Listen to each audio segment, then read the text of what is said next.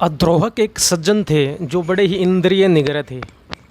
एक बार वहाँ के राजा को प्रवास के समय कहीं जाना था, तो उनकी पत्नी को उनके घर पे रखा गया था।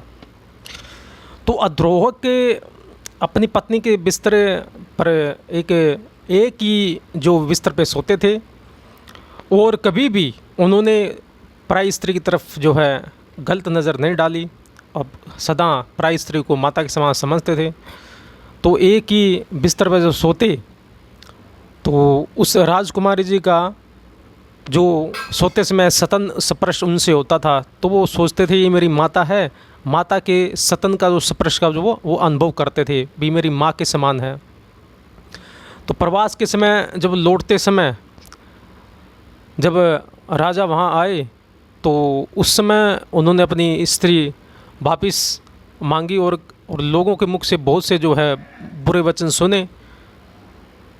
तो अद्रोहक ने कहा कि नहीं नहीं, मैं आपको अग्नि की शपथ खा के कहता हूँ, और अग्नि परीक्षा आप मेरी ले सकते हो कि मेरे में इंद्रिय निग्रह है। अगर मैं इंद्रिय निग्रह ना हूँ, यदि मैंने इनको मात्र दृष्टि न रखकर और गलत दृष्टि से देखा है, तो अग्निदेव मुझे जला दे। तो अग्नि परीक्षा हुई, तो अग्निदेव ऐसे इंद्रिय निग्रह व्यक्तियों को कैसे जला सकते थे।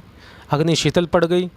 तो उस समय सब लोग जो है अद्रोह को मान गए कि अद्रोह एक सज्जन व्यक्ति है और एक इंद्रिय निग्रह है। तो अद्रोह का इंद्रिय निग्रह बड़ा ही सराहनीय है। अद्रोह की कथा पद्म पुराण के अंतर्गत आती है। तो व्यक्ति जो है कि इंद्रिय निग्रह करके भी, और अद्रोह को तीनों कालों का ज्ञान था। नरोत्तम ब्राह्मण को भी इनके पास ज्ञान लेने के लिए जाना पड़ा था। तो इस प्रकार जो है इंद्रिय निग्रह शिक्षा हम एक अद्रोह से सज्जन से ले सकते हैं।